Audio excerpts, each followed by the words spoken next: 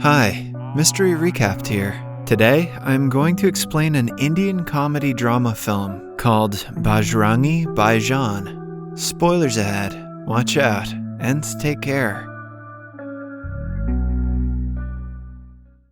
In the hills of Sultanpur, Pakistan, lives a 6-year-old mute girl named Shahida. One afternoon, she is playing on a hill when she accidentally falls off of it. When she doesn't return home by the end of the day, the villagers organize a search party. After hours of searching, they find the little girl on a branch protruding from the hill. She had been stuck on it for the entire day, but couldn't call for help because of her disability. The following morning, her parents and neighbors discuss what must be done to help her. An older man suggests they take her to the shrine of Sufi saint Nizamuddin Auliya in Delhi, India. The religious family believes that a visit to the holy shrine will bring peace and happiness, and most importantly, restore Shahida's speech. Shahida's father used to be in the military and has fought against the Indian army. He is sure that he won't be provided with a visa to India. Hence, her mother, Razia, takes it upon herself to travel far from the village for the first time. The trip goes as planned for the most part. The two reach the shrine, pay offerings, and get on a train back to their home country.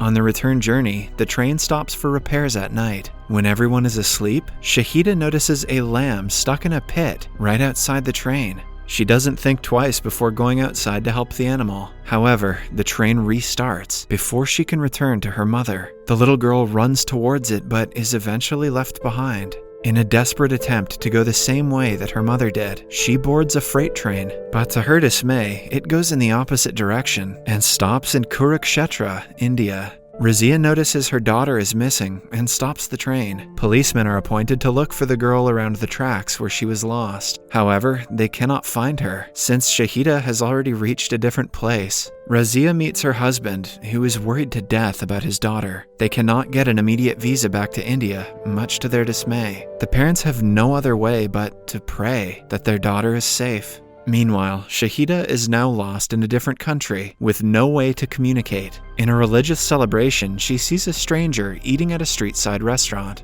The stranger is the kind Pawan Kumar Chaturvedi, who invites her to have a meal with him. After a few minutes of trying to get her to talk, he realizes that she is mute and starts calling her Money. A starving Money finishes the food and follows Pawan around. Assuming that she was separated from her parents during the festival, he asks her to stay in front of a temple. Pawan is a devout Hindu Brahmin and an ardent devotee of Lord Hanuman. He believes that Lord Hanuman will take Money home if she stays in front of his temple. When Money still doesn't stop following him, he brings her to the police station, but since she cannot tell them any details about her parents, the police can only wait for someone to file a missing complaint. Don't these people have pen and paper? Until her parents are found, Money needs a place to stay. Hence, Pawan takes her in. On the way to his home in Delhi, he tells Money to call him Mama if she ever talks in the future. He also starts naming different Indian cities, asking her to nod if she knows what city her parents are in. All the passengers on the bus help him, but none of them name cities outside of India. As they talk, Pawan tells everyone how he came to Delhi for work. A flashback shows the time he was in high school. He was an average student who could never pass the final examination. All his friends cheated and went on with their lives, but Pawan refused to cheat or lie, being a true devotee of Lord Hanuman. Eventually, he passed on his 11th try and came to Delhi to look for work. He stayed with his father's friend, Pandi, a strict Hindu who refused to let the followers of any other religion enter his house. Pandi's daughter, Rasika, offered Pawan a job at the school she taught at and fell in love with his innocent persona. But being the strict father he is, Pandi asked Pawan to build his own house before marrying his daughter. Ever since then, Pawan and Rasika have been working hard to collect money. The two are bound to get married sometime next year. Everyone on the bus is impressed by his story. He and Money reach his home, where Rasika receives them in the doorway. She is glad that Pawan is helping a little girl in need, but Pandi doesn't feel the same way. He is worried about the possibility that Money belongs to a different religion. Pawan rationalizes that she is Hindu because of her fair skin color and persuades Pandi to let her stay for a month. Money cries every day in the memory of her parents, even though Pawan and Rasika treat her like their own daughter. Since the entire family is vegetarian, and Money is accustomed to eating meat with every meal, she hardly ever finishes her food. One day, Pawan and Rasika find her in a Muslim neighbor's home, devouring home-cooked chicken. Pawan brings her to a restaurant that evening and lets her eat whatever she likes, even though eating meat is against his religion. Mani is very fond of the glittery bangles they sell on the street side. One day, while walking through a market, she innocently picks up a pack of bangles before being stopped by the vendor. Pawan makes her return it and takes her to the temple to apologize to God for stealing. As he teaches her to join her hands, Mani sneaks into a mosque nearby. Pawan is hesitant to follow her inside, but he does it anyway. To his utter surprise, he sees her reading the Quran in front of a shrine. For a few minutes, he feels like she betrayed him because he would have never befriended a Muslim. But Rasika makes him realize that she is a human before she is a Muslim.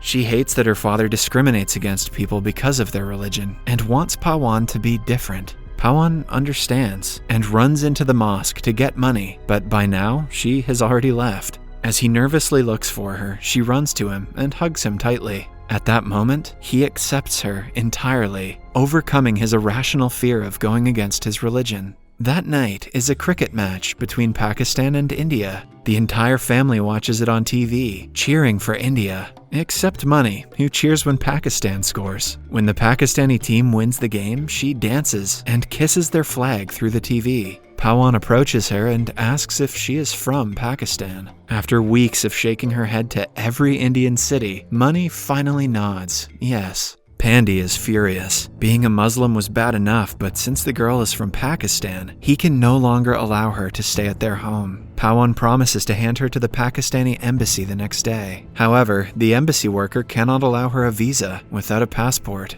In Mani's case, they don't even know her real name, so a visa allotment is impossible. Moreover, a riot takes place in front of the embassy that closes all visa processing for a month. As a last resort, Pawan takes her to a travel agent at Pandy's suggestion. The agent promises to take the little girl to the other side of the border and asks for 1 lakh rupees. Pawan and Rakasa give up the funds they had collected for their house to help Mani. The next day, Pawan reluctantly brings Mani to the travel agent's office and leaves after a tearful farewell. On his way home, he notices a street vendor selling glittery bangles. He remembers that Mani liked them and buys one for her. However, on returning to the travel agent's office, he finds out that he has been cheated. The agent has taken the little girl to a brothel and is about to sell her into prostitution. The otherwise composed Pawan loses his temper at the sight of the agent counting bills that he made from Mani. He throws the man out of the window and brings Mani home again. Pawan has made the decision to bring Mani home himself. Although he has no connections or ideas about Pakistani villages, he packs his bag and makes his way to the border. A few miles away from it, they meet a secret agent named Ali, who illegally transports people to the other side through a tunnel. After listening to Mani's story, he agrees to take them for free. When they reach Pakistan's side of the border, Ali runs away, but being a devotee of Lord Hanuman, Pawan refuses to go without asking the guards for permission. When the officers find him, they beat him up, as Mani watches and cries. Pawan pretends to laugh, even while being beaten, so the little girl wouldn't be afraid. After finding out the reason for his travel, the head soldier asks him to do whatever he wants in the following 10 minutes before they return for the next round. Pawan decides to wait for them because they have still not permitted him to leave. Although the idea is idiotic and he gets beat up again, he is eventually allowed to go with permission from the soldiers. In the following scene, he and Mani are in a restaurant. Mani sees a cop's handcuffs and steals them, assuming that they are a bracelet. The cop finds out and throws Pawan in jail, labeling him as an Indian spy because of the lack of a passport.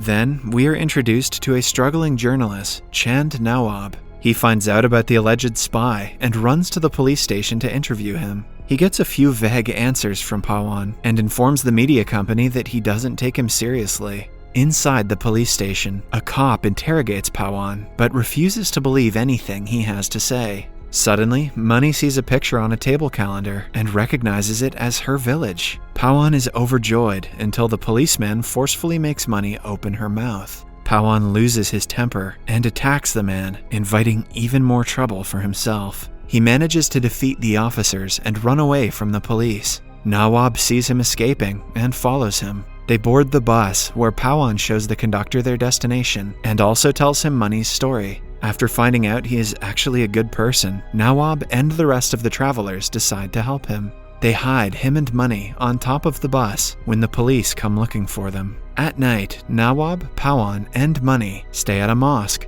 A religious scholar named Azad also helps them and hides them from the policeman searching the entire city for the alleged spy.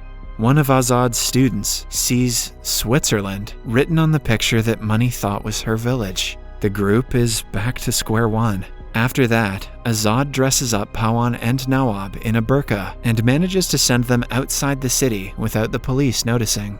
Pawan, who was oblivious to Isam a few weeks ago, feels strange in their traditional clothing. He apologizes to his god, but is ready to do anything for money. With that attitude, Pawan could become a rapper.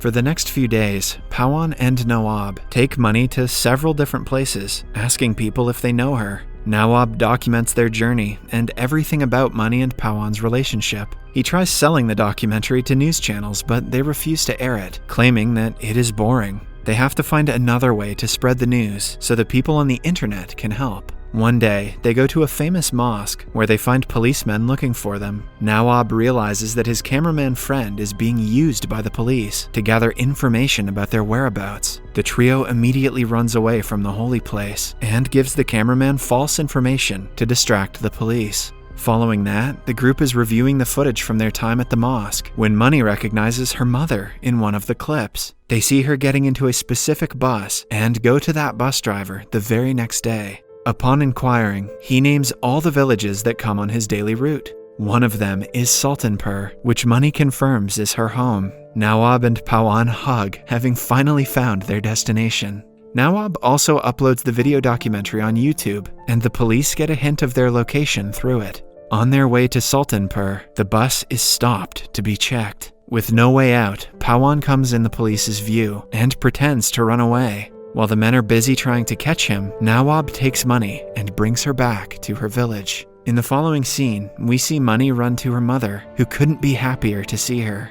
As she reunites with her family, somewhere else, Pawan gets beaten up by the police. The documentary on YouTube goes viral, and the bigger news channels start covering the story. Eventually, people find out that Pawan is not a spy and is being held in prison for helping a little girl. Both Indian and Pakistani people give him all of their support, but the Pakistani officials refuse to let him go. They torture him in prison, beating him up for hours, drowning him until his last breath, and starving him. Nawab then claps back with another video, this time on a bigger platform, asking people to gather at the border and ensure that Pawan reaches home safely. The plan works, and several people from both sides come to the border in crowds. Rasika and her family are also among the crowd, waiting for him to come home. Eventually, the officials have to back down. The crowd erupts, chanting Pawan's name as he crosses the border. Then, we see Money among the crowd, waving her hands but unable to call him. All of a sudden, she shouts Mama, the name Pawan wanted her to call him when they first met. The crowd goes silent as she yells goodbye. Pawan turns around in shock. The movie ends as they run to each other and hug. Subscribe for more videos like this, turn on notifications, and leave a like to help the channel out. Thank you for watching.